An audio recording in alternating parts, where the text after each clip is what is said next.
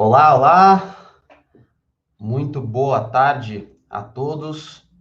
Sejam muito bem-vindos a mais uma live do Instituto de Direito Contemporâneo, o IDC. Bom, na semana passada, nós falamos sobre a nova Lei Geral de Proteção de Dados, né, a LGPD, que dentro de uma semana deve estar em vigor, né, em quase a sua plenitude, à exceção das sanções que ficaram para daqui a um ano, em agosto de 2021. Uma semana eu digo porque é o prazo para o presidente da República sancionar a MP que foi convertida em lei, a 959/2020. Hoje, no entanto, trazemos um tema bem diferente, mas que da mesma forma tem estado muito em voga e é um assunto cada vez mais frequente, tanto para quem estuda a matéria, quanto para quem aplica na prática, quebrando aí alguns tabus, que é o planejamento sucessório. Bom, muita gente, falei em tabu porque muita gente acha que o testamento, por exemplo, é coisa para se pensar lá na frente, quando a gente estiver velhinho, mas na maioria das vezes mesmo, o ideal é se preparar e planejar cada vez mais cedo a sucessão familiar. Então, para isso, nada melhor, ninguém melhor do que as nossas duas convidadas. Nós convidamos duas excelentes professoras e estudiosas do assunto, que serão apresentadas em breve pelo meu sócio Felipe Moreira, a professora Daniela, a professora Fabiana, que nos falarão um pouco da diferença entre o planejamento sucessório e o planejamento patrimonial, que muita gente se confunde, e além dos instrumentos que a gente dispõe para tanto, alguns exemplos interessantes e para quem e quando esse planejamento é indicado. Então, eu passo, desde já, a palavra ao Felipe, que fará as suas considerações e apresentará as nossas duas convidadas de hoje. Felipe, boa tarde.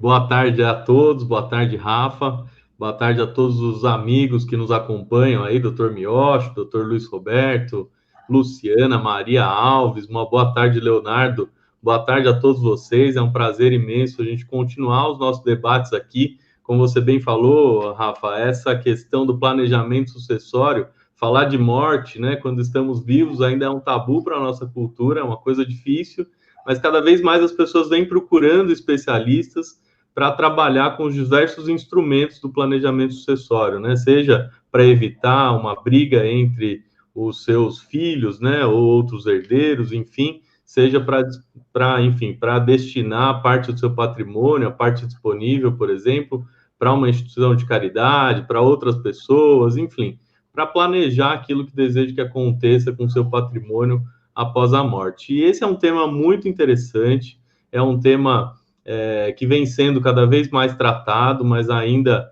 a gente carece de outros estudos, né, aprofundados sobre determinados temas, e é por isso que a gente, nesse sentido, convidou, em primeiro lugar, a professora Daniele Chaves Teixeira, que é advogada parecerista, doutora e mestre em Direito Civil pela UERJ, e autora de diversos trabalhos acadêmicos, e também coordenou uma coletânea chamada Arquitetura do Planejamento Sucessório, agora já em sua segunda edição, né, que compilou aí um trabalho de altíssimo nível de autores aqui brasileiros, de muitos colegas, inclusive o professor Tiago Rodovalho participou também dessa coletânea, o professor Tiago, que é o nosso coordenador do nosso curso sobre arbitragem, como todos vocês já sabem, né?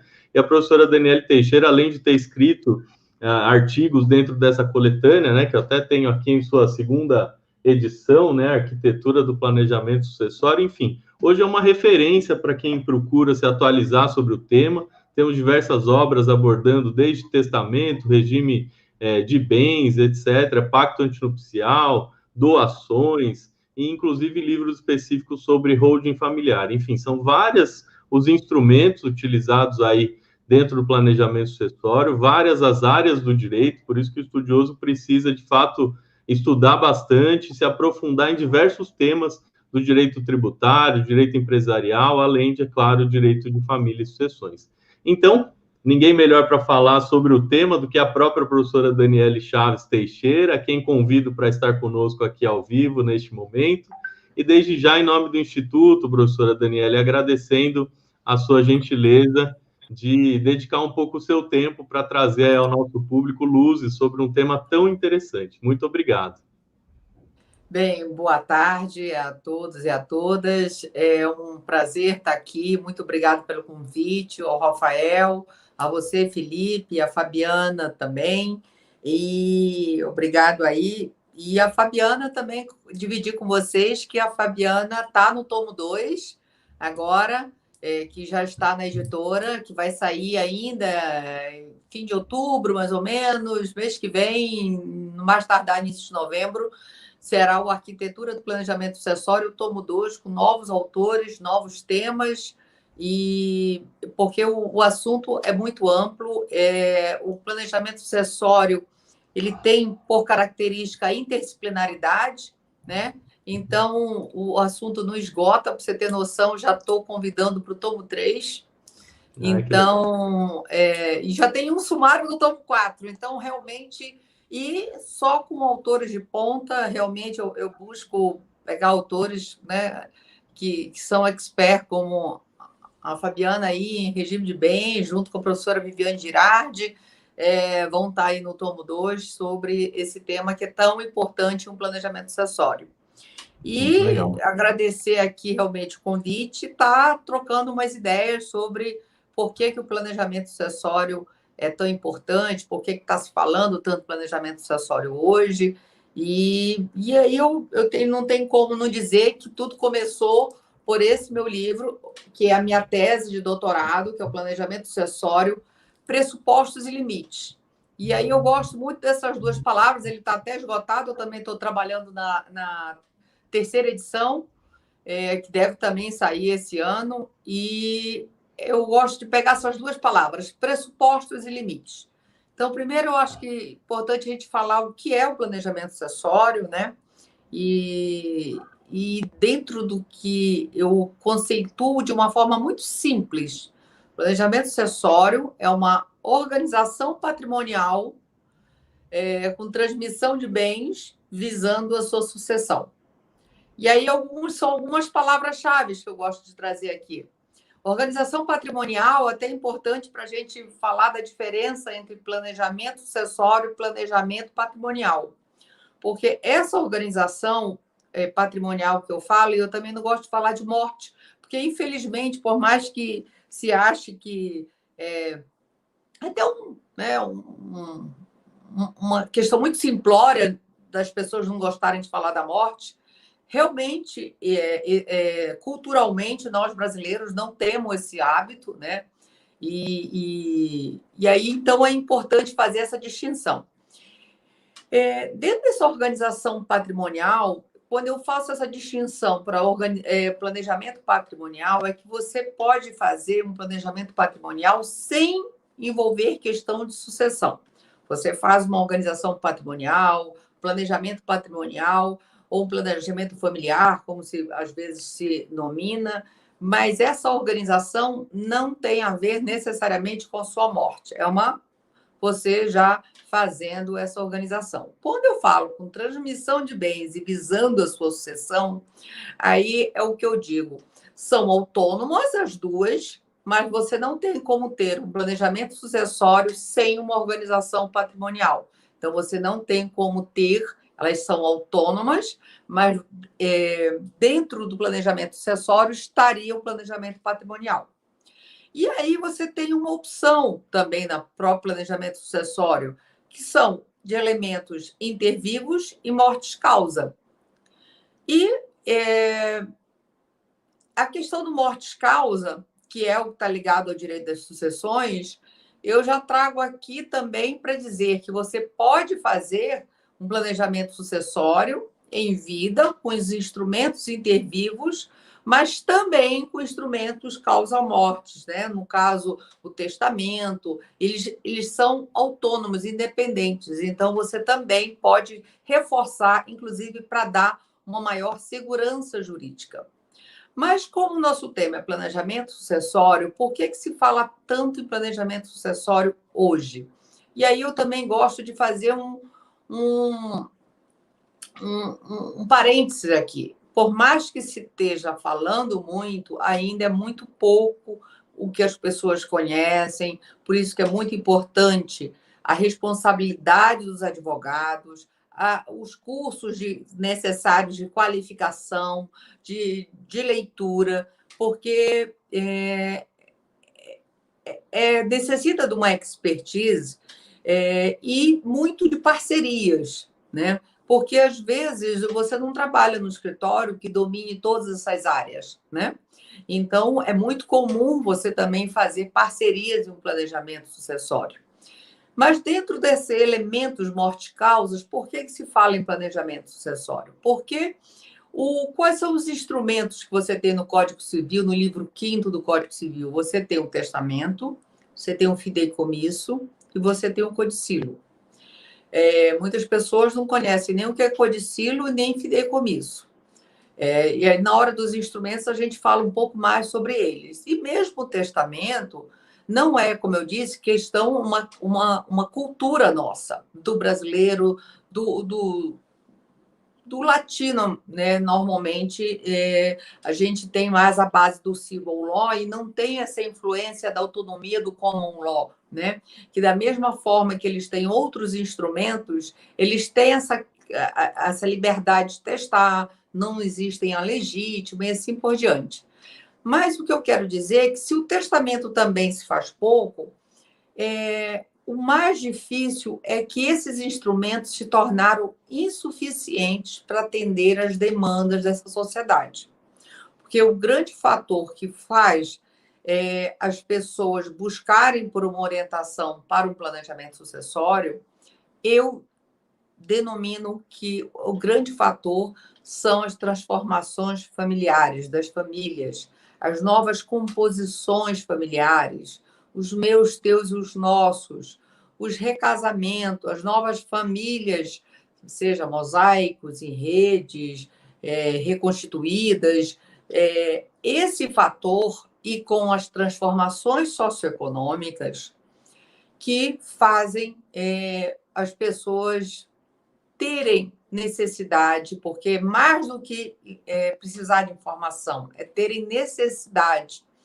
Porque, voltando ao Código de 2002, o nosso Código, em 2002, colocou o cônjuge como herdeiro necessário. Não estou nem falando da questão do companheiro, da companheira, do cônjuge. Com isso, e aí um assunto totalmente ligado ao tema da Fabiana, nós não temos um regime de bens que não há uma comunicabilidade no caso de sucessão em maior ou menor grau. Então, é como se tivesse colocado o dedo no suspiro da última liberdade que nós tínhamos de direito das sucessões.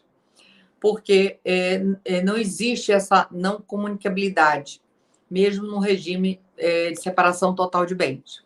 Então, com isso, a necessidade dessas transformações socioeconômicas, seja desse perfil da sociedade contemporânea, que é um mundo globalizado, um mundo tecnológico, um mundo fluido, consumista, imediatista. Esse mundo dessas demandas todas criaram essas transformações que fazem, inclusive, com consequências nas relações de família e faz as pessoas buscarem por essa orientação.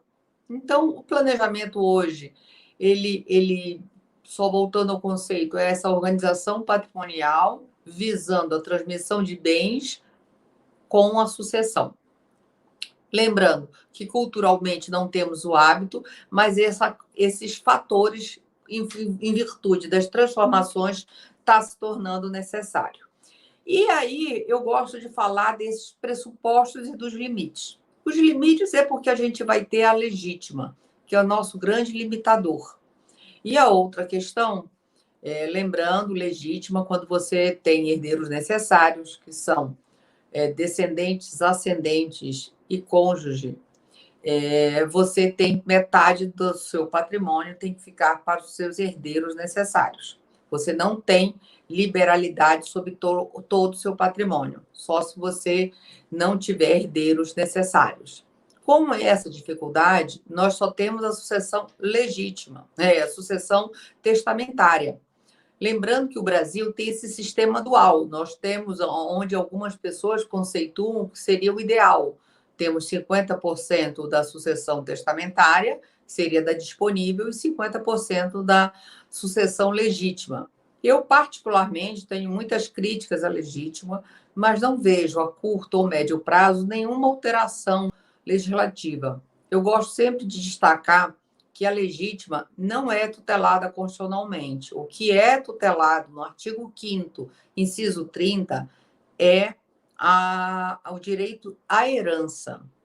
E a sucessão legítima, ela é uma opção legislativa que, com uma mudança de interesses do legislador, pode se mudar. Eu acho que, com a sociedade, como nós estamos no Brasil, extremamente engessados, nós estamos com uma legítima alta, nós temos uma ordem invocatória também taxativa, né, que é essa ordem dos herdeiros necessários. Então, eu considero importante uma revisão sobre a questão do Instituto da Legítima, mas, como eu disse, não vejo isso acontecer num prazo, nem médio prazo. Com isso, mais uma vez, o planejamento sucessório se torna importante. Por quê?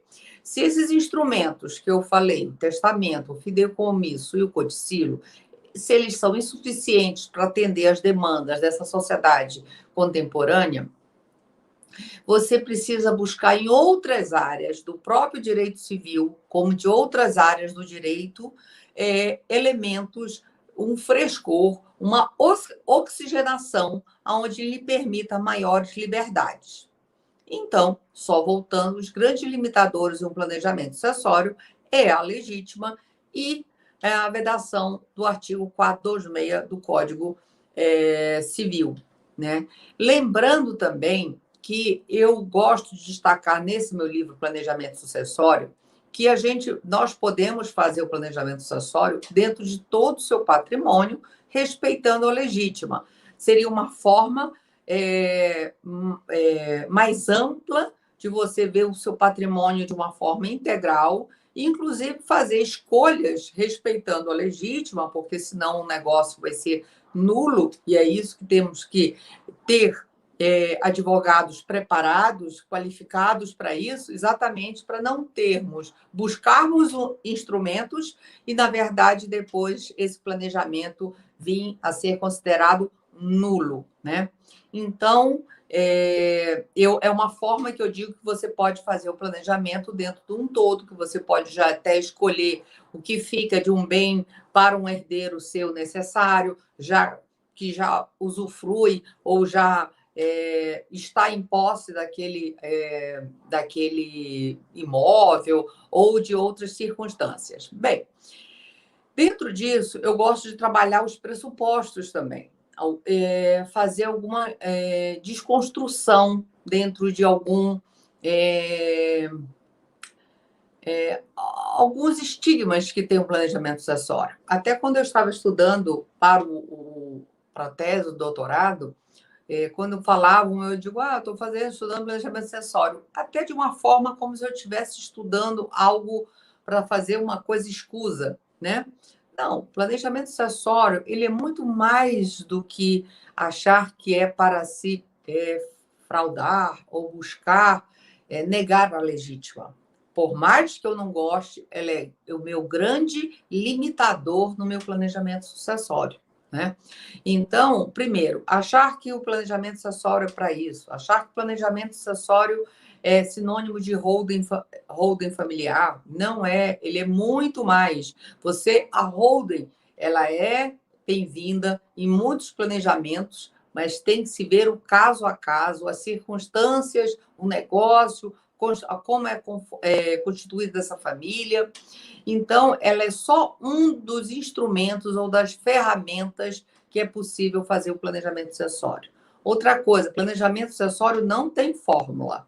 Ela sempre vai ter o que o professor Daniel Bucari, inclusive, já teve aqui também, numa live aqui de vocês.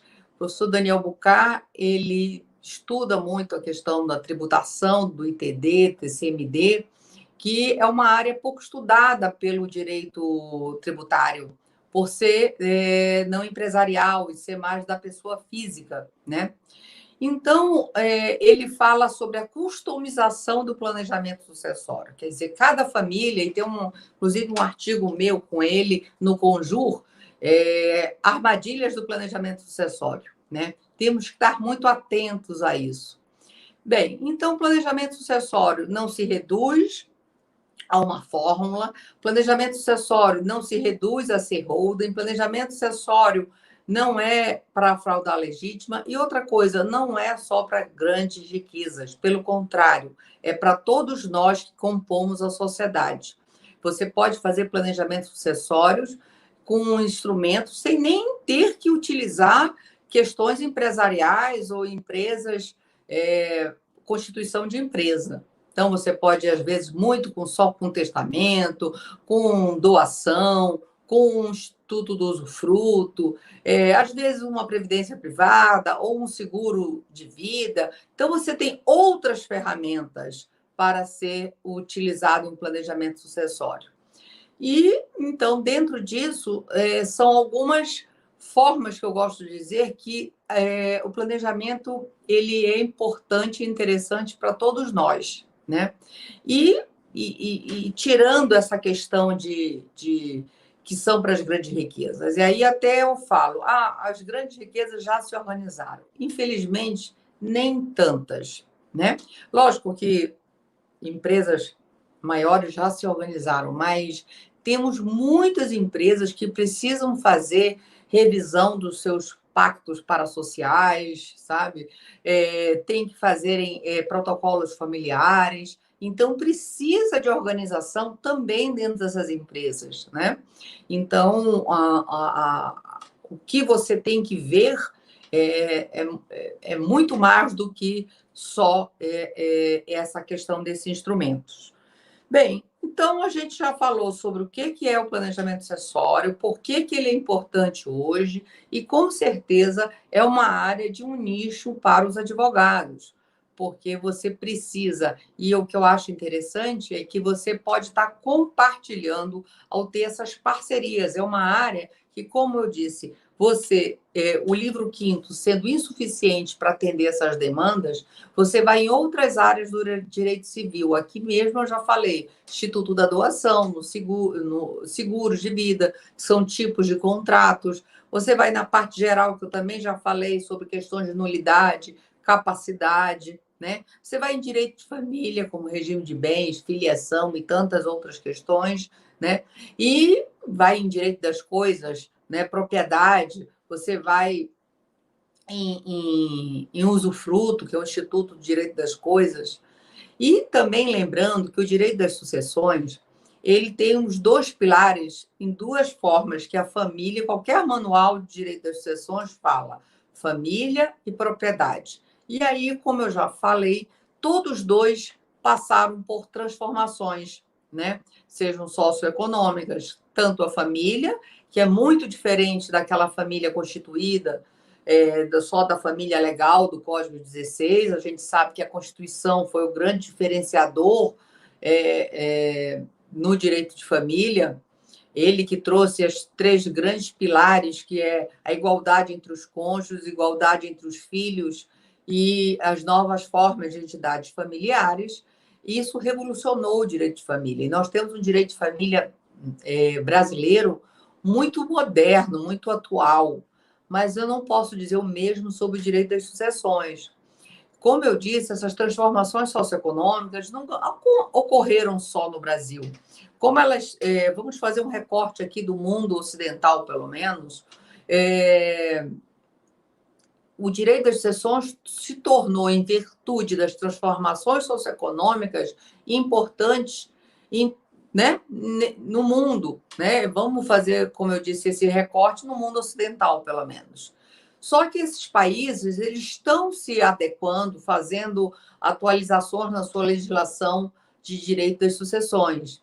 E não só a Europa, como a França em 2006, 2008, a Alemanha em 2009, a própria Itália, a Espanha tem províncias como a da Catalunha, um código recente, uma legislação moderna, uma legítima de 25% e outras questões, como também os países vizinhos aqui da América Latina, a Argentina, né?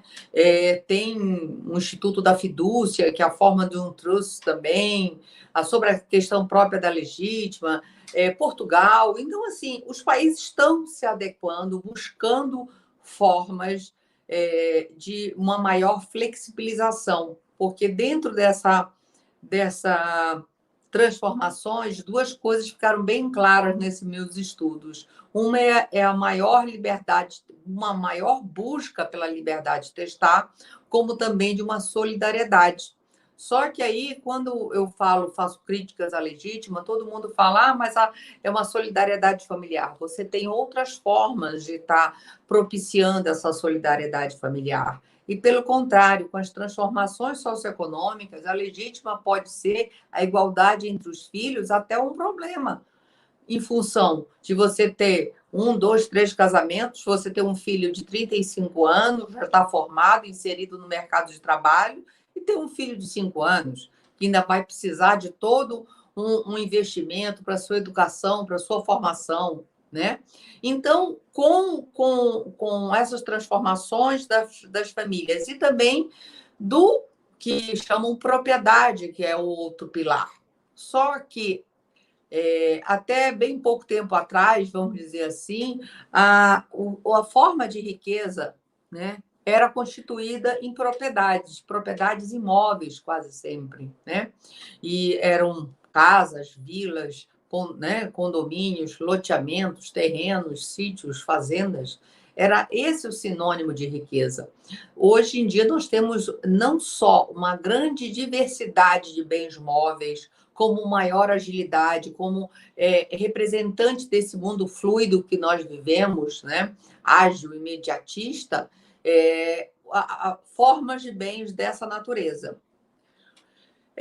E agora já falamos até de bens digitais, já um outro patamar, além dos bens móveis, todo essa live vai ficar na internet, vai ficar lá, e assim por diante, tantos, né, o que nós temos nos nossos celulares, nossas mensagens, nossos dados, quando você tem um Instagram que tem questões patrimoniais, mas também tem questões existenciais, a famosa herança digital que se fala tanto hoje, né? E que as pessoas estão buscando instrumentos, buscando formas. Então, voltando, nós não só temos que em outras áreas do direito civil, como temos que em outras áreas do direito também, como do direito societário, do direito tributário, do direito internacional privado, né? Então, e além dessas outras áreas do direito, você também tem que áreas afins, como a direito notarial, que você tem que ter um ótimo diálogo com eles, porque você vai precisar de muitos serviços registrais, né?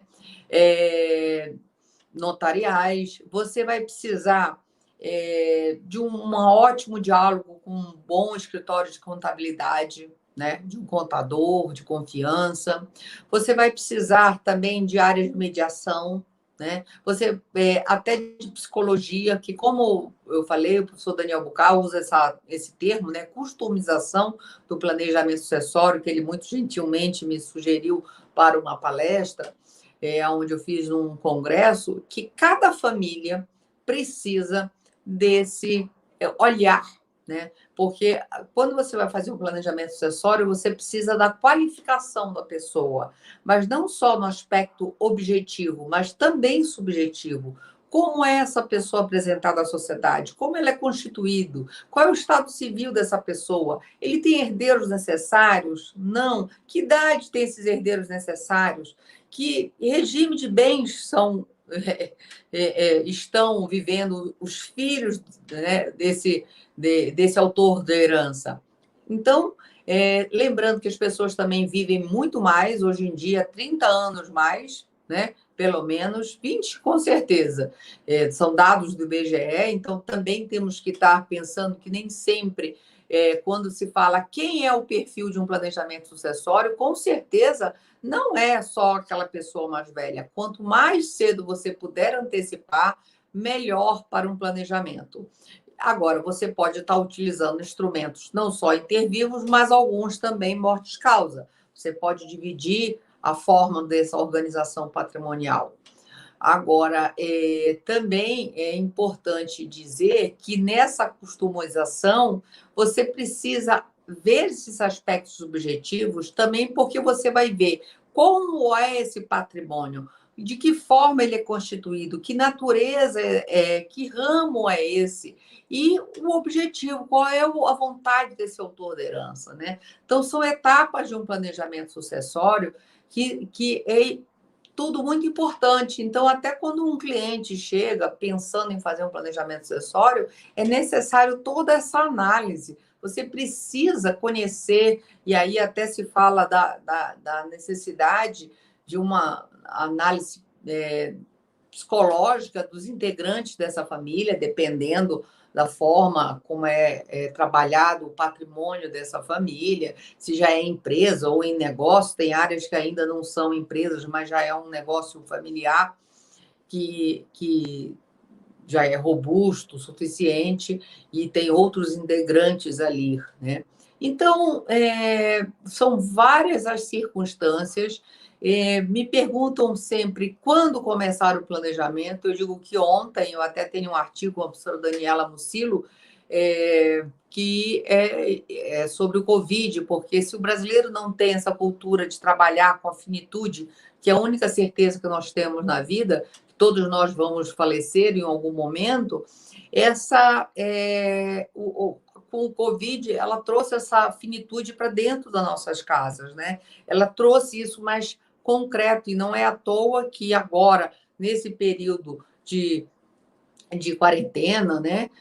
Aumentou-se o número de testamento, aumentou o número de transmissões, de doações, de transmissão de bens, né? Então, com certeza, trouxe isso para uma realidade mais próxima, né? Se nós não tivermos alguém com algum conhecido ou pessoas preocupadas da possibilidade de um ente querido ter uma enfermidade, começar a pensar, bem, se eu morrer, como é que eu vou querer que fique, né? E dentro de um outro enfoque, quando você trabalha, e isso eu acho que às vezes, como eu disse, por mais que esteja em voga, ainda é pouco, e quando vem é em função de um segundo casamento, é em função de uma questão empresarial que o cliente vem querendo, e aí é um custo que eu digo que é muito barato.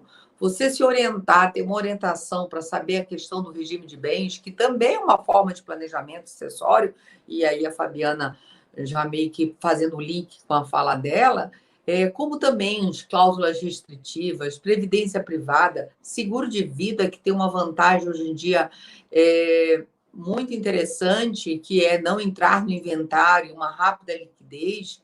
Planejamento, o seguro de vida hoje em dia tem várias formas, mas como diz a professora Angélica Carlini, que inclusive também tem um artigo que, né, considerada a papa do direito dos seguros, ela fala que a porcentagem de pessoas que fazem seguro no Brasil é 16% da sociedade. Então, é um índice muito baixo, mas hoje em dia você tem formas e tipos de seguros bem específicos, né? Às vezes, seguros próprios só para pagar a tributação, que é uma questão muito importante em um planejamento sucessório. Quando você fala, né, numa visão questão tributária, não é nada de sonegação, é simplesmente uma organização visando realmente essa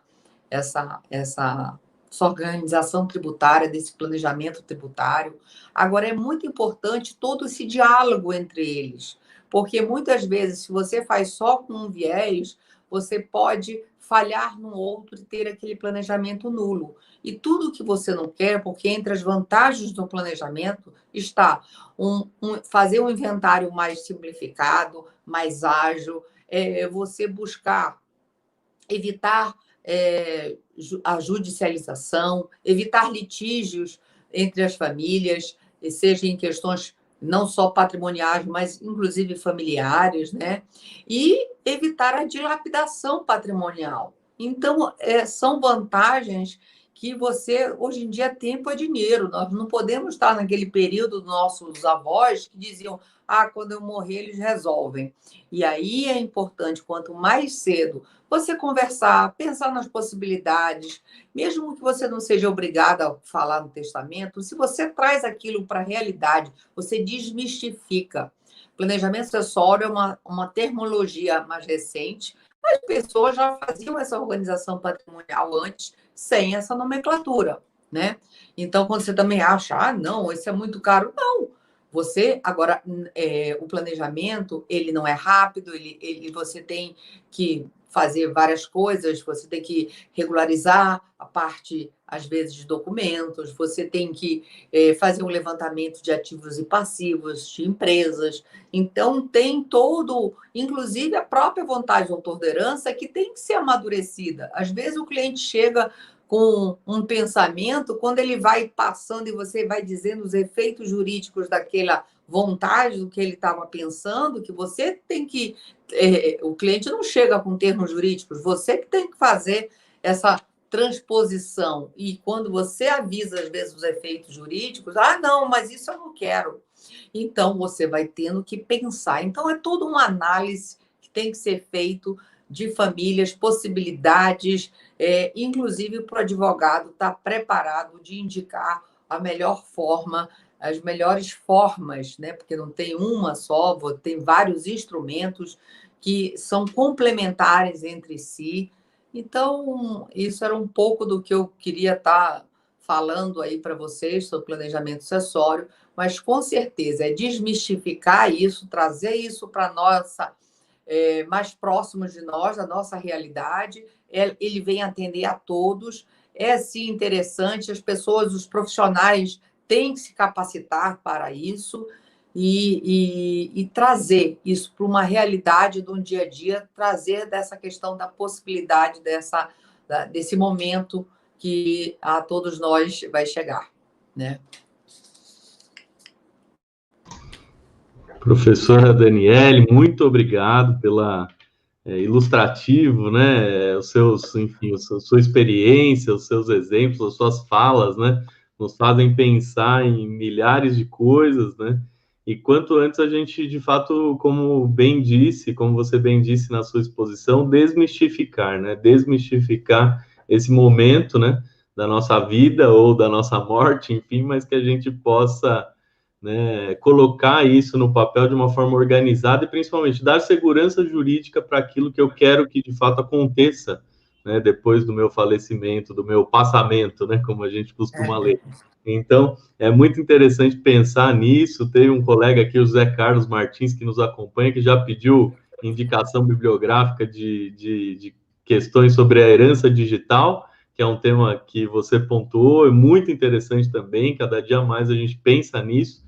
A gente teve uma live na semana passada sobre Lei Geral de Proteção de Dados, cuja vigência está aí na mesa agora, né? Finalmente, depois de tanto debate. Então, a gente cada vez mais pensa no nosso patrimônio de uma maneira Felipe, só te interrompendo, mas só para falar, só nesse livro, acho que tem 3 artigos sobre questão digital, vem mais uns 3, inclusive sobre a nova lei, da Ana Frazão, vem artigo também do Sérgio Negro, que está trabalhando muito com isso. Então, vem material no tomo 2, inclusive sobre a nova lei, e você vê que é uma área que só no livro aqui, eu acho que temos 3 artigos do Guilherme Martins sobre herança digital. Então, realmente, é uma área que a gente tem que ainda estudar muito e que as pessoas estão precisando de informações. Em boa hora. Desculpa te interromper, mas era só para fazer o link com a lei da semana passada. O nosso por nosso amigo José Carlos, aí, a Arquitetura do Planejamento, que ainda bem, graças a Deus, está aí indo para o tomo 2, tomo 3, tomo 4, né? Então, eu fico muito feliz de saber que a gente vai ter cada vez mais material sobre o tema para estudar, né? Tema muitíssimo interessante. E você tocou sobre o tema do regime de bens, né? E ninguém melhor para tratar desse assunto aqui do que a nossa querida amiga, que já esteve aqui conosco tratando de repercussões da pandemia no direito de família e sucessões, a professora Fabiana Domingues Cardoso, que é especialista em família e sucessões, professora em diversas instituições, gosta muito de dar aula, tive a honra de ter aula com ela aqui na PUC de São Paulo, como eu já disse aqui na outra live, quando eu fui aluno, e os seus estudos se destacam principalmente no âmbito do regime de bens e pacto antinupcial, e na questão também relacionada à indignidade no direito aos alimentos. É doutora em Direito Civil pela PUC de São Paulo, diretora do IBDFAN São Paulo e membro da Comissão de Direito de Família e Sucessões do IASP. Professora Fabiana, muitíssimo obrigado por estar aqui conosco hoje, agradeço o seu tempo e essa dobradinha maravilhosa que a gente está tendo o prazer de ouvir na data de hoje. Boa tarde a todos, Felipe, professora Daniele, o Rafael que esteve aqui conosco no começo também, que está aqui nos ouvindo.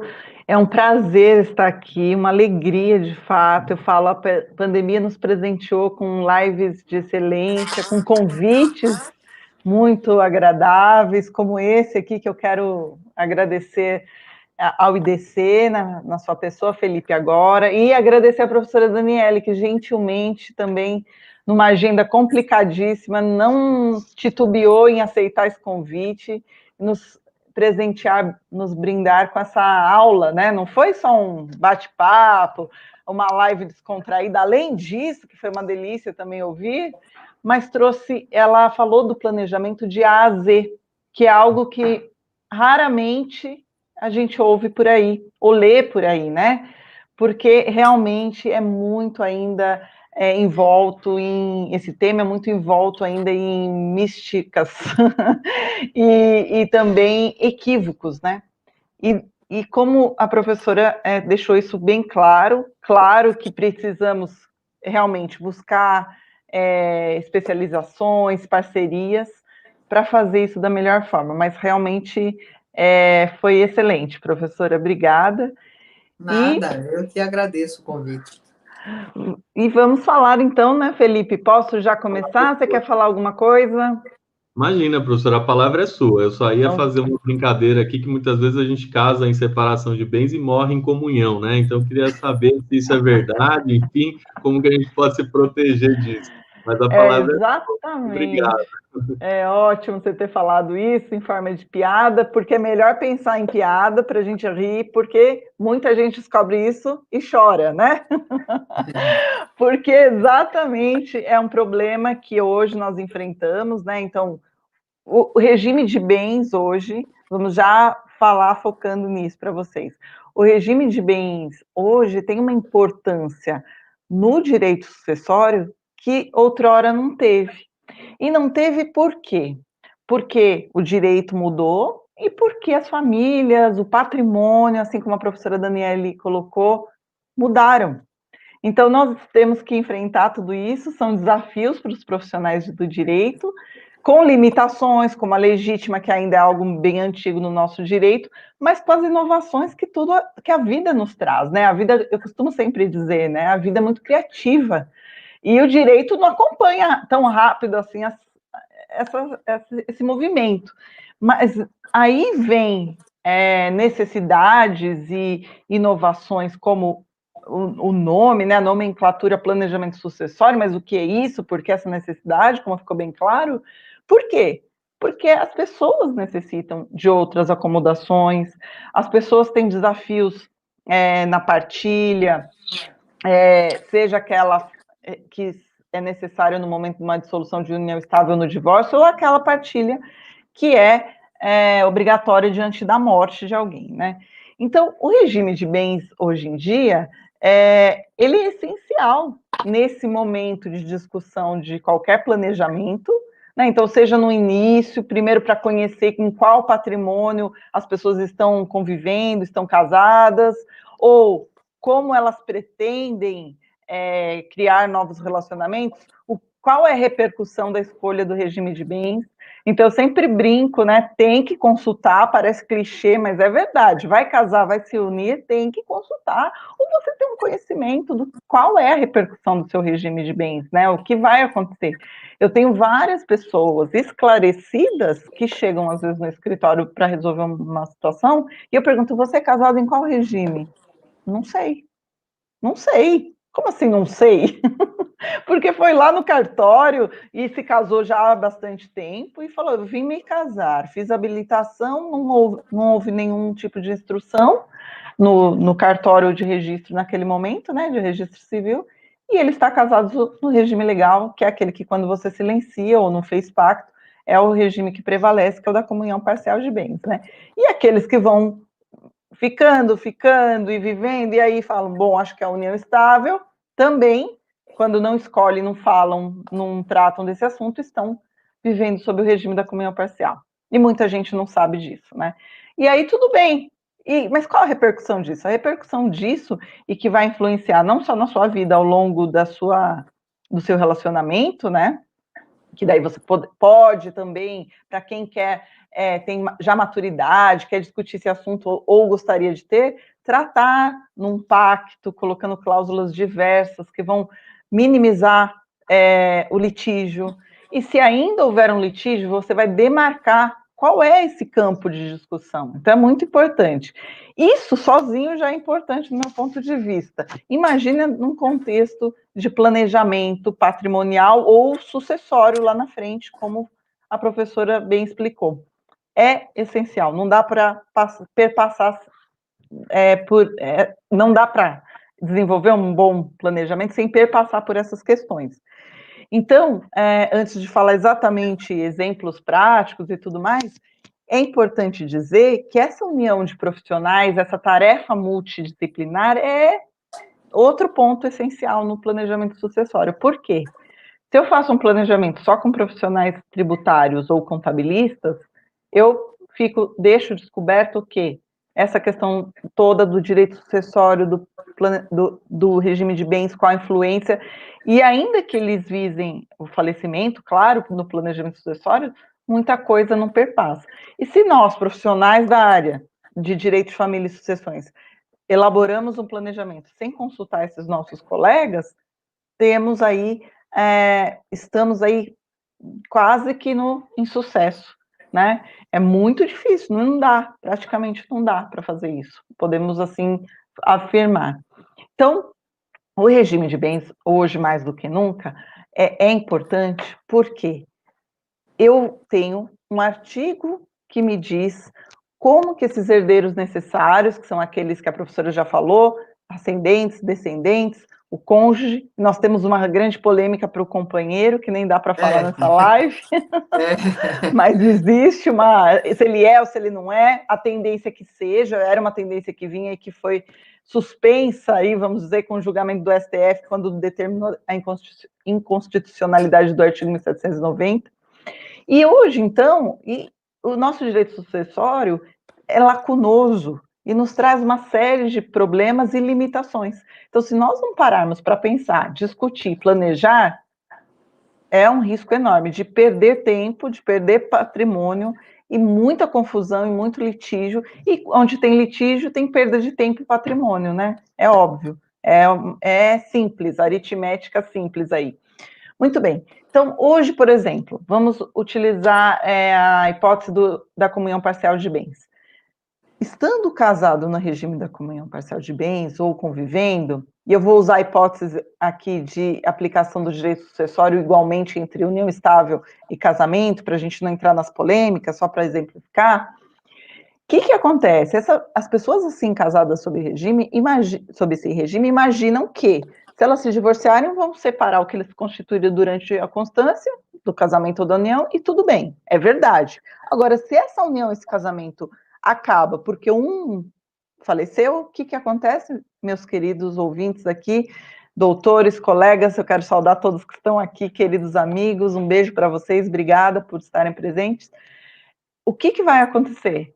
Eu vou herdar como cônjuge, enquanto cônjuge, concorrendo com os filhos existentes, se eles existirem, nos bens particulares. Então, sabe aqueles bens que nós falamos assim no dia do casamento? Olha, se é que falamos, olha, vamos combinar que tudo que nós constituímos juntos, ok. Mas o que era antes meu, da minha família, que eu não é é só meu, combinado? Combinado. E essa realidade combinada muda na hora que um passa desta para melhor. Porque ele vai receber uma parcela concorrendo nesses bens particulares. Isso é também polêmico, mas essa já é a posição majoritária na jurisprudência e na doutrina atualmente. Mas eu sempre recebo consultas nesse sentido, né? Pessoas, então, leigas que optaram pelo regime da comunhão, do regime da separação de bens, então, agora falando do outro regime da separação de bens, e eles entendem, então, que é tudo separado, cada um segue sua vida patrimonial, e ótimo, ao final deste relacionamento, foi um prazer, até mais ver. Se tivermos que discutir algumas coisas, serão relacionadas à guarda, eventualmente, às vezes, alimentos e tudo mais, mas não há partilha, normalmente, nesse regime de bens. Muito bem. E se alguém falece? E aí, né, professora Daniele? E se alguém falece, ninguém resolveu falar desse assunto para nós, né, para nós, aqueles nubentes que estão ali naquele clima amoroso, é que se um partir desta para melhor, o outro herdará, sim, aqueles bens que eles acharam que ninguém tascava, a não ser os filhos do primeiro casamento, que é muito comum. As novas uniões, esses cônjuges vêm com filhos dos relacionamentos anteriores, querem que esse patrimônio existente nesse momento dessa nova união permaneça só com a família oriunda daqueles relacionamentos anteriores, então os filhos já existentes, porque às vezes nem terão filhos juntos, não tem essa expectativa, e para surpresa deles, o que acontece é a comunicação, sim, de bens. Então, você é traído pelo regime de bens que você escolheu, se você não estiver ciente dessas repercussões. Então, nós continuamos tendo limitações, mas nada melhor do que ter informação, né? Eu falo que a informação e a verdade libertam, né?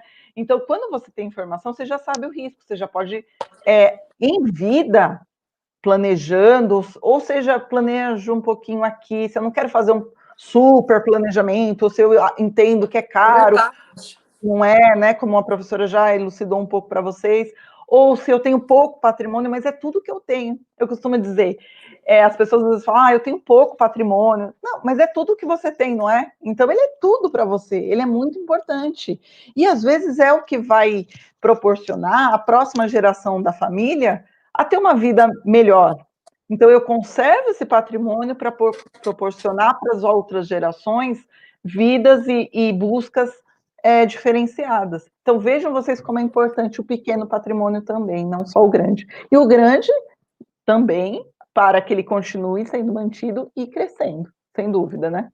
Bom, então, o regime de bens, só com esse pequeno, com essa pequena colocação e exemplo, vocês já percebem qual a repercussão importante dele no planejamento e no falecimento.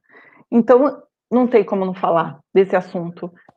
Até mesmo se você não pretende fazer o planejamento, mas você precisa entender. E planejar, como a professora colocou, é você parar, olhar e focar, colocar objetivos, metas voltadas para a transmissão desse patrimônio quando do falecimento.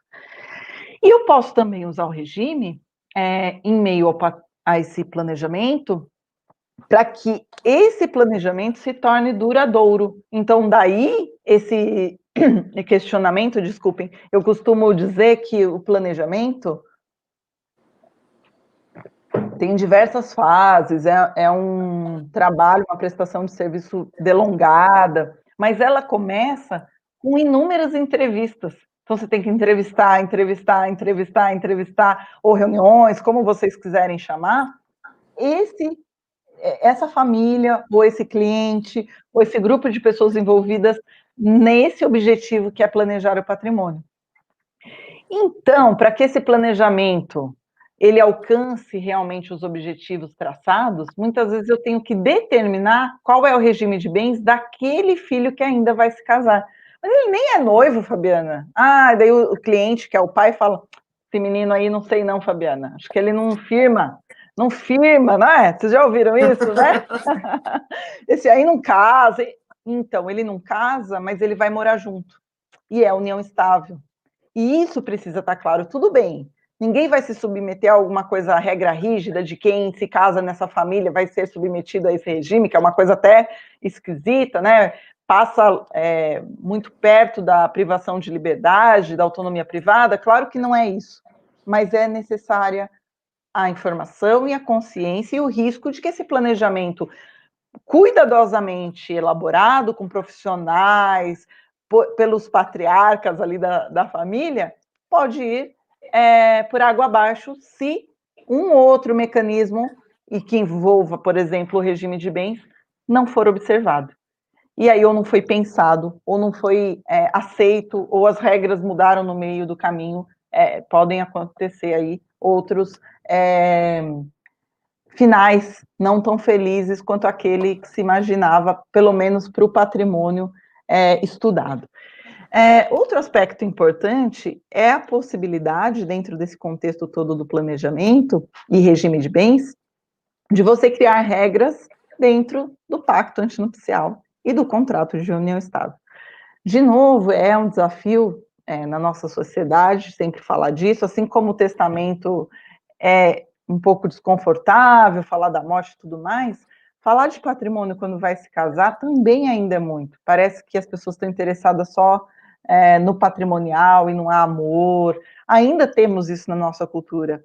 É constante no nosso escritório um parceiro buscar informações porque pretende se casar, e quando nós explicamos que há a possibilidade de fazer um pacto, fazer um contrato de união estável, com várias regras importantes para aquele casal, então essa customização que o professor Daniel Bucar falou e a professora Daniele comentou, essa personalização é extremamente importante e possível dentro do legal, do lícito. Então, não é blindar, não é aquela coisa pejorativa que se ouve por aí, porque toda essa prática, todo esse estudo, nada mais é do que dominar as suas áreas de atuação, junto com outros parceiros, e buscar o melhor, e tirar o melhor da sua sociedade do direito para o seu patrimônio, né? Que é com tanto suor, muitas pessoas construíram, né? Tanto trabalho.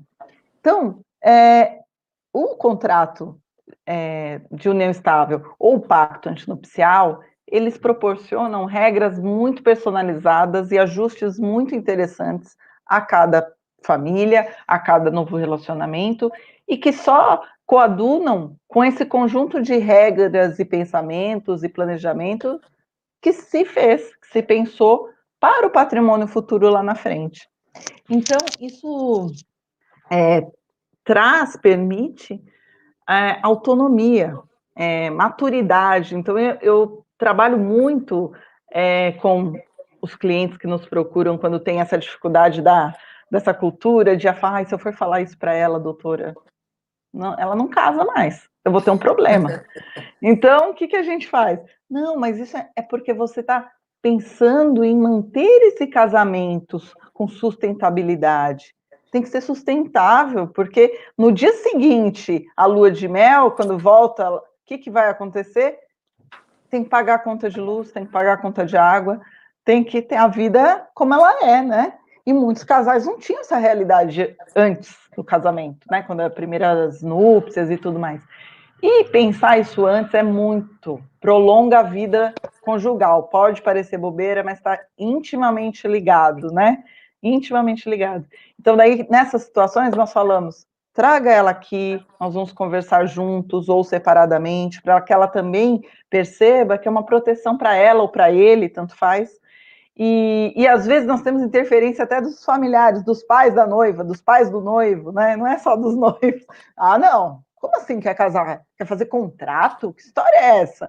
Né? Então, também desmistificar os pactos antinupciais e os contratos de união estável como instrumentos positivos e favoráveis a um futuro maduro, sincero, também podemos dizer, e que está conectado com a responsabilidade que nós temos que ter diante da sociedade, das nossas escolhas, né, e da repercussão que isso pode gerar também no ambiente em que convivemos aqui enquanto pessoas com capacidade civil, né? Então, vejam vocês que o pacto, enquanto uma escritura pública, obrigatória por lei, então tem uma forma legal, também nos faz caminhar por diversas áreas do direito civil. E dentro, então eu preciso ter conhecimento das leis, por exemplo, 11.441, quando depois, lá na frente, eu posso prever uma partilha, alguma coisa ainda no aspecto extrapatrimonial. Eu tenho que ter os aspectos e contatos com os notários para saber como é esse dia a dia, para informar o meu cliente como ele deve proceder no pacto, no momento da habilitação do casamento e tudo mais, ou no contrato de união estável, que pode ser feito por instrumento particular ou uma escritura pública também. Então, normalmente se faz a minuta, se constrói uma minuta a diversas mãos, normalmente o casal e o profissional, advogado, para que esses instrumentos, quando eu estou falando em algo mais isolado, só para o casamento, só para a união, para que então depois isso seja juntamente ao tabelião de notas, formalizado e lavrado, e levar-se ao casamento quando é pacto, e se for união estável, ela pode estar acontecendo. Temos polêmica sobre se retroage ou não o regime de bens, então tudo isso envolve uma consulta apurada, conhecimento de novo, já vivo em união estável, Fabiana, 2 anos, só que nós resolvemos agora formalizar, porque eu vou fazer um outro plano de saúde, ou vai nascer um filho, alguma coisa nesse sentido. Então, queremos formalizar para maior segurança, maior clareza, e queremos fazer isso por instrumento público. Muito bem, e agora? Qual que é o regime? O STJ, há 2 anos, numa decisão de um caso específico, acabou mudando esse entendimento que você podia, antigamente, na prática, você fazia um contrato que valia desde o início da sua união, bastava você declarar isso. Então, olha, nós já vivemos, Fabiana, no regime da comunhão parcial, isso vai continuar, perfeito. Não, nós sempre vivemos no regime da separação, isso sempre foi muito claro entre nós, Fabiana, nós sempre falamos sobre isso. Então, mas sinto dizer que há entendimentos de que até o momento que você faça esse contrato e declare que é separação, vocês estavam na comunhão parcial. Ah, não, eu não quero comunicar isso, nem ela. E aí? Ou ele? E aí, como se faz? Então, todas as polêmicas podem ser, algumas ainda, sei lá, nós temos muitos desafios para enfrentar, a jurisprudência e a doutrina estão amadurecendo, mas muitas nós já temos algumas saídas, e que podem estar estabelecidas nesses instrumentos. Então, a renúncia da herança é uma outra temática polêmica em voga também. Será que eu, enquanto cônjuge, posso renunciar a essa concorrência que eu exemplifiquei para vocês no começo da nossa conversa aqui, enquanto cônjuge, no regime da comunhão parcial? Não, eu não posso, no pacto, falar nada sobre isso, porque eu não posso fazer pacto. A lei me veda fazer pacto no regime da comunhão parcial. Mas e nos outros regimes, no da separação, por exemplo? Eu quero renunciar a esse direito, a essa previsão legal de que eu concorro com os filhos do meu marido do primeiro casamento. Eu não preciso desse patrimônio, eu não quero concorrer, por isso que nós casamos pela separação de bens, e aí eu posso? É uma questão polêmica também, que daríamos aqui uma live para discussão. Mas tudo isso, vejam vocês, não basta só uma simples escolha ou conhecer qual é o regime de bens. Dada a relevância do regime de bens na nossa vida hoje, patrimonial e pessoal, que está ali conectado, é um dos pontos do direito de família que conecta diretamente o pessoal e o patrimônio, sem dúvida alguma, e pula ainda para o sucessório com a repercussão que nós falamos da concorrência sucessória relatada e relacionada ao regime de bens. e dependendo da formação desse patrimônio. Então, para vocês terem uma ideia, quem não é muito da área, que está chegando agora, numa aula de graduação, para nós explicarmos o artigo 1829 e todas as repercussões do direito às sucessões, vão 2 aulas no mínimo, 2 aulas que eu digo inteiras, assim, sei lá, 8 horas, e ainda com muita dúvida, para falar o básico e as polêmicas e os alunos estudarem extra sala para entenderem realmente a importância, a relevância e as repercussões disso. Então, precisamos falar muito, precisamos aprender juntos muito, né? Os casos concretos, profissionais, assim como os de família e sucessões, aliados aos demais no seu dia a dia, seja para planejamento ou para suas para inventário, para partilhas, vão criando essa expertise essencial para, então, juntos, elaborarem um bom planejamento sucessório que realmente seja efetivo, evitando se afastando nulidades. Obviamente que é com segurança que as pessoas buscam esses planejamentos, esses estudos, essas prestações de serviço.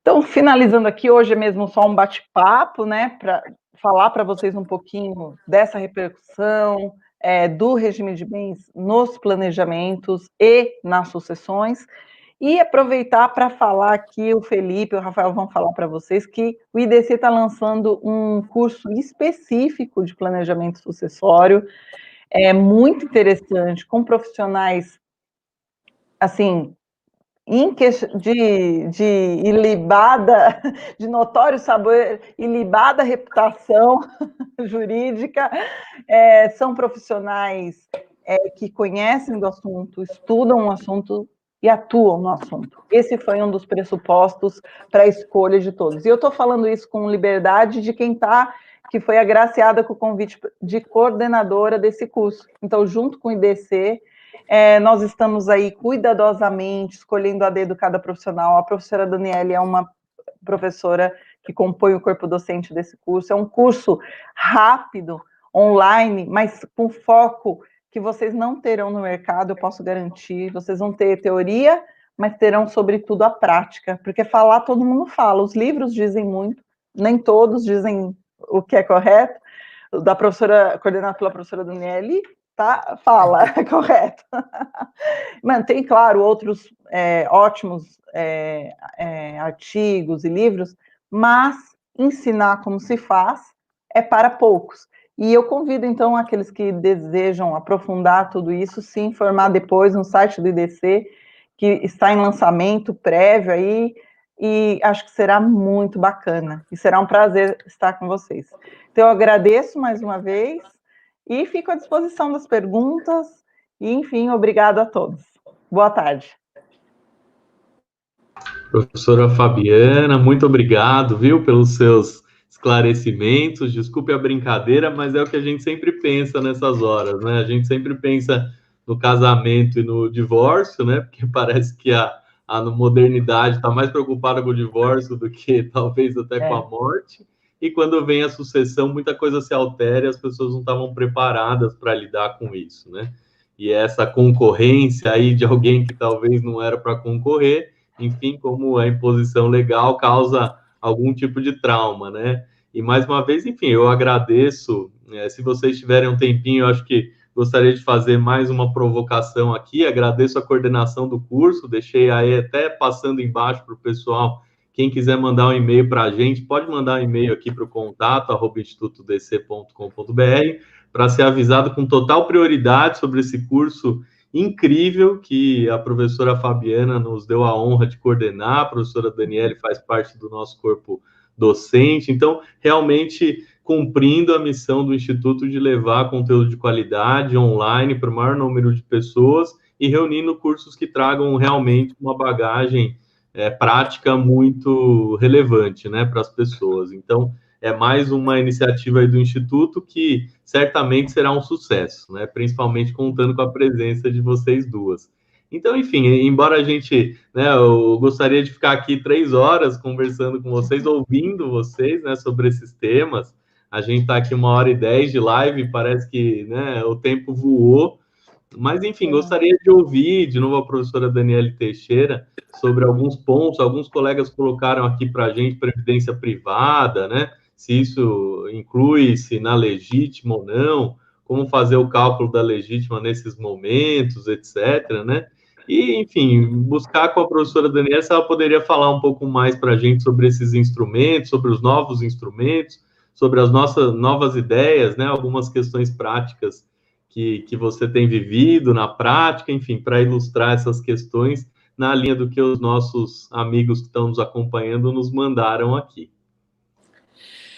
Não, lógico, Felipe, a gente pode estender aqui mais um pouco. Olha, como a Fabiana falou, realmente o regime de bens, eu já tinha dito, não só ela já é uma forma, e aí é isso que eu também digo, é uma coisa barata, porque você fazer uma consulta com advogado para ter uma orientação antes de você casar ou estabelecer uma união estável, porque as pessoas não têm a responsabilidade, não têm noção das consequências. Eu tenho um caso de um cliente, um amigo que chegou e disse assim: Daniele me ligou, vem cá, ele tinha tido uma união estável, já teve um filho dessa união estável, uma filha, era a única herdeira dele, né? Só que ele já tinha uma nova união estável, né? Já tinha feito a dissolução naquela anterior e já tinha uma com um pacto, regime de separação total de bens. E achava que a filha era a única herdeira. E ele disse: Daniele, eu estava no bar quando um amigo disse que não, que a minha companheira também é herdeira, junto com a minha filha. Eu disse: não, mas como eu tenho pacto antes. E aí, né, Fabiana, eu acho que é importante a responsabilidade dos advogados de explicar os efeitos também. Não é só fazer um pacto antinupcial, mas é esclarecer. Olha, no caso de regime de bens de um divórcio ou de uma dissolução, são esses efeitos. No caso de morte, é esse. Essa pessoa, ela não tinha a mínima noção que a filha dele estava concorrendo literalmente igual com a companheira dele. É isso mesmo. E ele ainda dizia: não é Daniele. minha mãe, não é minha filha. Né? Como que diz, era uma pessoa que tinha uma diferença de grande idade e tal. Eu disse: ele adora moto, usa muito moto, faz viagem. Eu falei: uma cadinha tua aí, meu bem. Se você passa para outra, ela herda. E aí, o que eu posso fazer? E aí você tem instrumentos como um testamento, onde você já restringe.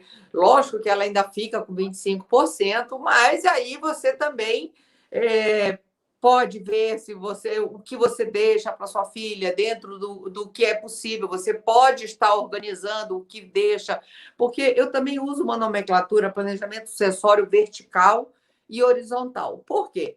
A Fabiana sabe que você chega com o cliente em todos os aspectos. Às vezes eles chegam e dizem assim: doutora, eu não quero que de forma alguma a parte do meu familiar, como a Fabiana falou, da minha empresa, não se comunique em nada com ela. Eu quero que fique só na minha linha descendente, né? na linha familiar. E aí você vai ter que ver dentro do patrimônio dele o que é que você pode estar para conservar essa vontade dele, tentar o máximo. E aí também já vem uma pergunta da questão, e também quando eu digo horizontal, é que às vezes chega também o cliente e diz assim: olha, a minha esposa não está certo com os meus filhos, não adianta, eu quero deixar ela com liquidez, eu quero deixar renda para ela não, porque senão ela não vai. Então, assim, tem os enfoques que você quer dar, às vezes em perspectivas diferentes, né? O mesmo matrimônio. Então, por isso que cada planejamento é de uma forma que o intuito, como é constituída essa família, as vontades e a natureza desse patrimônio vão alterar entre si. Então, essas três variáveis. E outra coisa também que é importante, eu não falei na fala inicial, um planejamento ele necessita ser revisto com o tempo, né? Então, você precisa, depois, talvez 5, 10 anos, ou antes, dependendo se um desses 3 status quo alterarem. Se morre alguém, se tem um novo herdeiro, é questão de estar se revendo. Se você teve uma perda, agora nós estamos entrando numa recessão, se você teve uma perda ou um ganho patrimonial considerável, que isso alterou, você tem que rever aquela base. Se você mudou de vontade, né? Você quer, porque, Felipe, a organização, se você nada fizer, que é a natureza do brasileiro, e por isso que eu sou contra quando fala-se de o regime legal ser de separação total de bens, porque isso ainda é para atender uma demanda muito pequena de quem tem patrimônio nesse Brasil. A gente tem que pensar que a sociedade e tem que ver como essa cultura. A nossa cultura não é de se organizar, não é de fazer. Isso está mudando, está sendo transformado por necessidade, né? Dessas novas recomposições familiares. Mas é muito comum, dizem que a união estável é a mudança que é com um saco de como é que chama? Com um saco plástico, né? Que você vai levando, vai deixando uma gaveta, duas. E hoje em dia, infelizmente, o estado da união estável está uma insegurança jurídica, não só para a morte, que está essa questão que nem vamos entrar aí, e eu acho importante dizer, a doutrina majoritária em jurisprudência é sim que o companheiro ou a companheira sejam herdeiros necessários. Tem vozes crescendo cada vez mais e importantes que discordam disso, como o professor Rodrigo da Cunha Pereira, presidente do BDFAM, Conrado Caminho da Rosa, Mário Delgado, daí de São Paulo, professora Marília Pedroso Xavier, são vozes que já defendem que o companheiro não é herdeiro necessário. Tem divergência, inclusive, no próprio STF, mas vamos entender como a questão majoritária da doutrina, só eu gosto de fazer a ressalva, mas com isso, e aí eu já fazendo um link para a Previdência Privada, porque a união estável ela está insegura para a morte, caso de morte, se é herdeiro necessário ou não, e também quando ela é constituída, né, Fabiana? Você sabe que muitas vezes as pessoas não sabem, entre o namoro, agora é namoro qualificado, contratos de namoro. Se falava em contratos de namoro 5 anos atrás, Fabiana, qual era a perspectiva que se tinha? Nenhum. Não tem validade. Era nulo, não tem validade, nem como prova, né? Hoje em dia, cada vez mais tem uma importância e é mais seguro. Se você pode fazer, faça. Protocolos familiares, quando você fala de... Não é que você vai impor, tem situações... cláusulas abusivas? Podem até ser, mas sendo todos concordando com aquilo, aquilo é um documento que vai servir no litígio futuro, se vier a ter, de grande importância. Então, são algumas questões de amarras jurídicas, e aí, então, a união estável, ela está difícil para a sua Constituição e para a sua, no caso de morte, de sucessão. Então, está um estado de uma insegurança jurídica muito grande. E aí, eu já emendo na Previdência Privada. Por quê? A Previdência Privada, acho que também a Fabiana concorda, sempre foi um problema, um calcanhar de Aquiles. Tem, inclusive, um artigo muito bom da professora Viviane Girardi e da Luana Maniero sobre previdência privada, e quando a gente está falando de previdência privada aberta, né, VGBL, a PGBL, que no divórcio, né, uma dissolução, tinha argumentos para os dois lados. Agora teve uma decisão recente, de ontem, né? Eu acho que desses dias. Foi ontem, falando que realmente comunica. Já era o entendimento, né, Fabiana? Que se estava tendo, a gente podia firmou, né? fazer ali e tal, mas deixar como uma carta de negociação e tal, mas comunicava. E aí.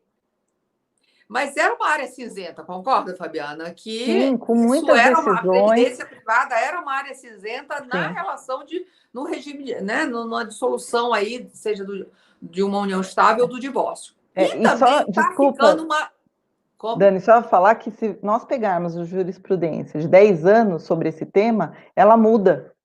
Começa não... a aposentadoria não comunica, depois, não, comunica só se for investimento, resumindo, porque tem várias decisões diversas, e depois comunicando o tanto que foi investido na constância, quando é regime da comunhão parcial, esse tipo de coisa, né? E ainda há polêmica se entra ou não no inventário. agora, né? Isso não ficou decidido ainda, que é outra polêmica ainda. A questão de entrar ou não no inventário, a previdência privada era vendida como tipo um seguro de vida, e aí, como ela é pouco fundamentada, e quando você não tem, você usa a lei do seguro como complementação, então, se ela era como um seguro de vida, não entraria, era a grande vantagem da previdência privada. Isso está mudando, porque... e aí, se é tributada ou não, tem de região de estado para estado. O Rio de Janeiro teve uma decisão de inconstitucionalidade ano passado, aí em São Paulo acho que está essa questão polêmica. Então, o que eu quero dizer é que a previdência privada, às vezes, se tinha um entendimento por divórcio e solução estável, não comunica. E aí, não, chega na sucessão, não vai comunicar. Não é bem assim. Você até pode receber, tá, Felipe? Você consegue receber. A questão, sem entrar no inventário, você vai lá, o banco te paga. A questão é, você vai considerar aquele valor dentro do quinhão do seu inventário ou não? Ou aquilo é de uma forma autônoma? Tá uma área, eu acho que o que a Previdência antes era vendida de uma forma, tem que se muito esclarecer, porque às vezes essas informações superficiais de um gerente de banco ou disse aquilo não condiz com a realidade, você tem que estar se informando. Aí a importância de você ter uma orientação jurídica adequada, mais uma vez de você ir no advogado, perguntar, saber, se orientar, porque ela já foi um objeto melhor. E aí, quando eu te falo também interessante, Felipe, não só que você tem que rever, seja por essas circunstâncias, como você às vezes chega a casos de você rever já até por um outro colega que possa ter feito e utilizado algumas interpretações que hoje em dia já são diferentes, seja visto pelas procuradorias, as leis de tributação, que inclusive agora do ITCMD em São Paulo está com um projeto novo agora de 2020,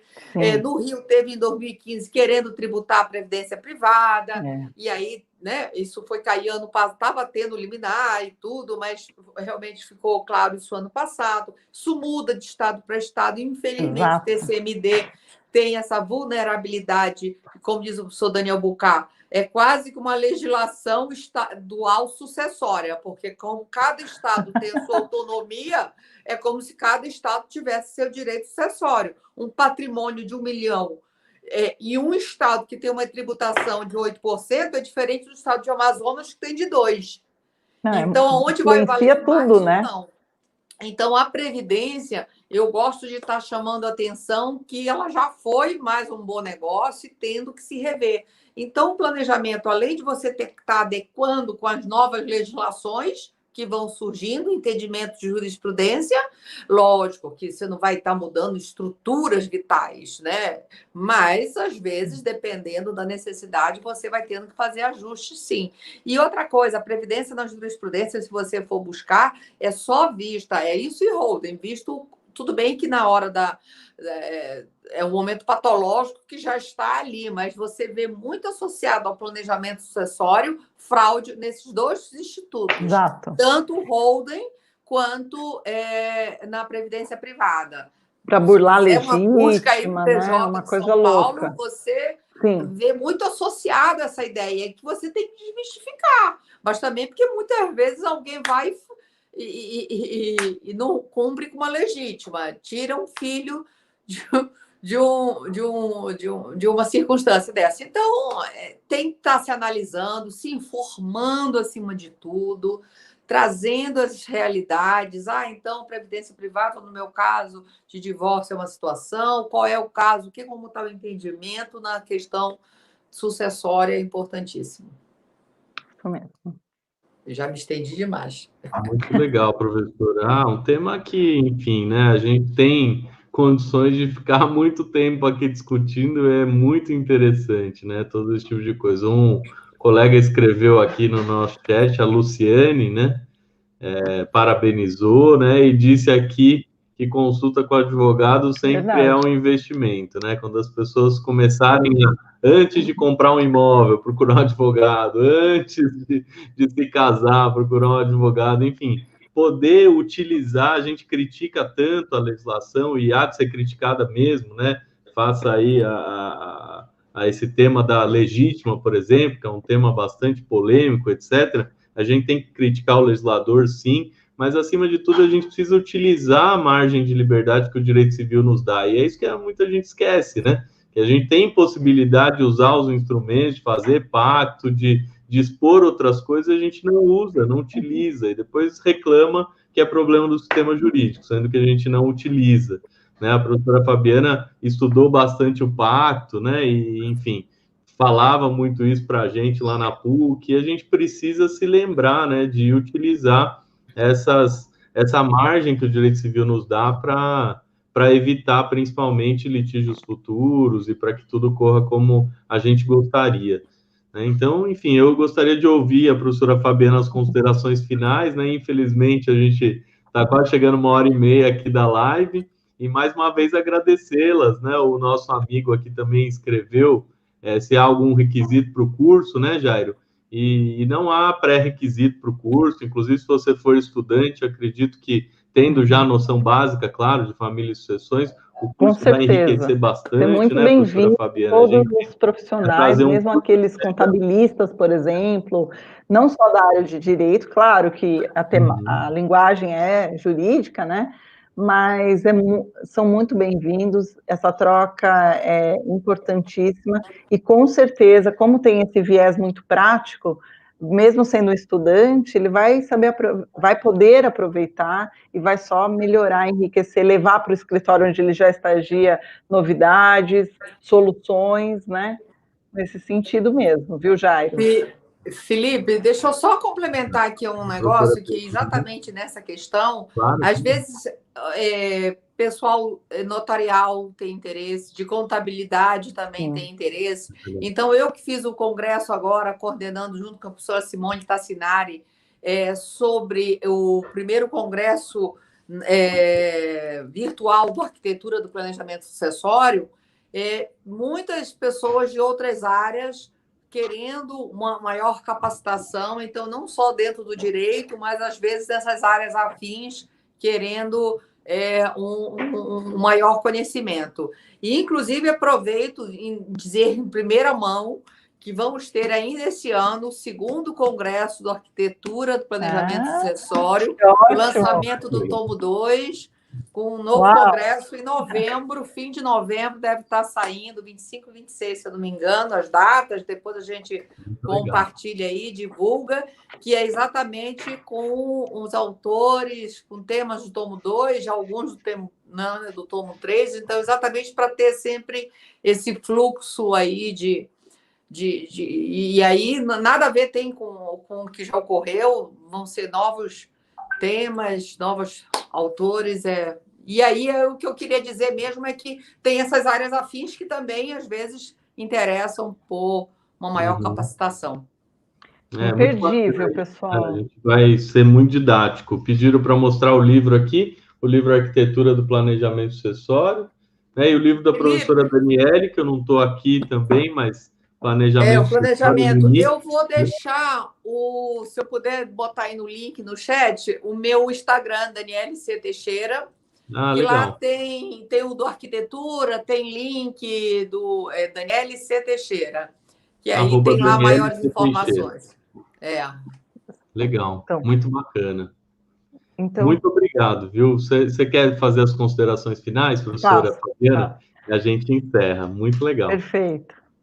Eu quero falar só do meu livro, não vou mostrar, não vou sortear, porque está esgotado, eu também não tenho mais, que é do Pacto e Regime de Bens também, dá para encontrar nos sebos por aí, mas está ainda já velhinho, preciso fazer uma segunda edição. Então, infelizmente, precisa mesmo, urgentemente. Estamos esperando essa segunda edição. Vamos. Bom, então, para finalizar, mais uma vez, agradecer a todos e dizer que vocês percebem que o direito de família, sucessões, ligado ao direito civil como um todo, né, contratos é muito importante também na nossa área, nos desafia todos os dias, todos os dias há uma notícia eu posso ficar aqui dando vários exemplos, mas só para vocês saberem, é poliamor, são famílias reconstituídas, toda essa questão do afeto, como ganhou valor jurídico, nós estamos falando das famílias multiparentais, né? Nós estamos, ainda bem, numa sociedade que busca cada dia o direito, tem se dedicado, os profissionais, os operadores e os profissionais em geral, se dedicado a um direito plural, a uma sociedade mais plural, reconhecendo direitos homoafetivos e tudo mais. E isso, como eu falo sempre nas minhas aulas, eu tenho alguns alunos hoje acompanhando aqui da pós, beijo Lu, para vários, Celso, nós precisamos nos capacitar, respeitar, integrar como nosso esse direito e essa sociedade. Nos despir de preconceitos, do que é que seja nossos entendimentos, porque o profissional de direito, eu também costumo brincar que ele não tem sexo, ele é o profissional do direito, ele tem que servir aquilo que vem em busca dele, né? Então, não é homem, não é mulher, não importa, você tem que servir e ser um solucionador de problemas. Esse é o nosso destino. Se você ainda não percebeu, é isso que nós somos, com requinte, com glamour, claro, não podemos deixar de lado, mas é para isso que estamos aqui, né? E o direito de família, se tem uma área mais desafiadora e mais dinâmica, eu desconheço, né? Sou suspeita em dizer, mas eu sou professora em direito civil, então também passeio por outras áreas e é um dos mais dinâmicos. Então, precisamos nos capacitar, podemos ousar e achar soluções para os nossos clientes. Então, um planejamento sucessório, regime de bens, seguros, enfim, uma série de situações, contratos, sejam eles agora, vem ganhando corpo também, discussões dos contratos de família no âmbito mais geral, como, por exemplo, um contrato de coparentalidade. Eu posso chamar o meu amigo para ser pai de um filho, que nós vamos fazer em laboratório, e contratar quais serão as regras, sem termos nenhum relacionamento afetivo conjugal, né? Países diversos já têm isso como prática. Então, é esse desafio que tem que nos motivar, sem nos desanimar, com, às vezes, o judiciário delongado, que não responde no nosso tempo, mas buscar alternativas. O extrajudicial tem uma série de caminhos. Hoje nós temos até a possibilidade de escrituras online com a resolução 100 do CNJ. Então, assim, precisamos realmente nos motivar, nos capacitar para fazer a diferença e ser um profissional diferente. O Brasil é campeão de formação de bacharéis de direito e vai continuar sendo, mas não se assustem. A diferença é no servir o seu cliente de forma atualizada, competente, séria. Então, nada de fazer planejamento para blindar ou burlar, não é esse o objetivo.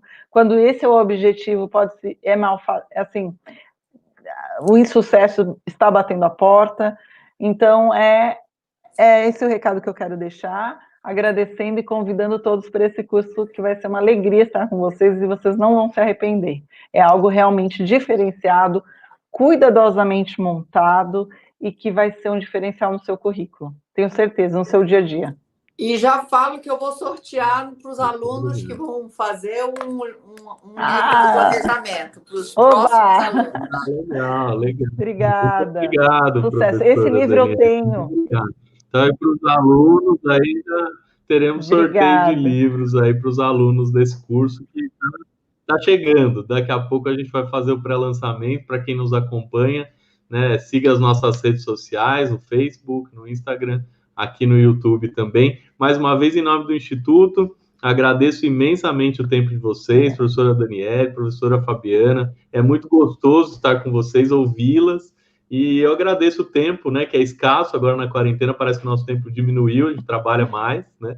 Então eu agradeço muito o tempo de vocês e muito me honra estar aqui ouvindo vocês nesse dia. Eu vou pedir licença para vocês, só para apresentar para os nossos espectadores aqui a live da semana que vem. Então, vou pedir licença para vocês e agradecer mais uma Beijo, vez. tchau, Obrigada. Tchau. Um abraço, tchau, tchau. Tchau, Felipe. Obrigada mais uma vez, Fabiana. Eu que agradeço. Beijo. Tchau, tchau. Obrigado. Tchau.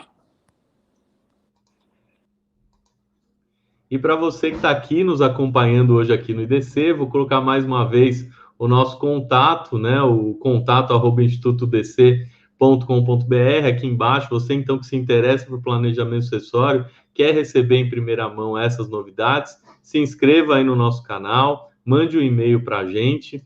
E eu vou apresentar a live da semana que vem, na quinta-feira também, às 17h. Estaremos aqui com o professor Fernando Hugo Miranda. O professor Fernando é o coordenador do curso sobre reforma do trabalho aqui do Instituto de Direito Contemporâneo. O professor Fernando, com a sua didática de sempre, com seus exemplos, né, suas atualidades, vai falar sobre esse tema que está hoje afetando todos nós, que é o tema do teletrabalho, né? Como isso tem sido visto, quais as novidades, como funciona essa questão de estarmos trabalhando mais mesmo na pandemia, né, no trabalho, no home office.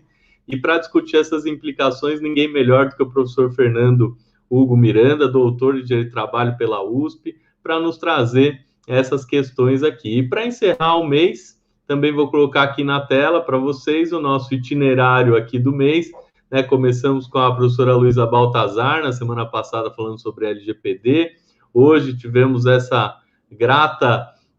grato encontro com a professora Fabiana e a professora Daniele sobre planejamento sucessório. Na semana que vem falaremos sobre teletrabalho. Para fechar o mês, falaremos sobre um tema muito novo, extremamente interessante, que são os aspectos polêmicos da nova lei do agronegócio. Então, o IDC trazendo aí essa multidisciplinariedade, né, trazendo as novidades dos temas em específico, aí nesse mês de setembro de 2020. Então, você que nos acompanha, saiba que você sempre vai estar atualizado com temas novos, com temas do momento, né? A lei do agronegócio, salvo engano, é de abril deste ano. Então, trazer essas implicações, novos mercados de trabalho. Então, para você que procura a diversificação, procura estudar ramos novos, conte com a gente, venha junto com o IDC fazer a sua atualização e acompanhar aqui as novidades que a gente traz todas as semanas no YouTube. Então, eu queria mais uma vez agradecer a sua presença aqui conosco, todos os nossos colegas,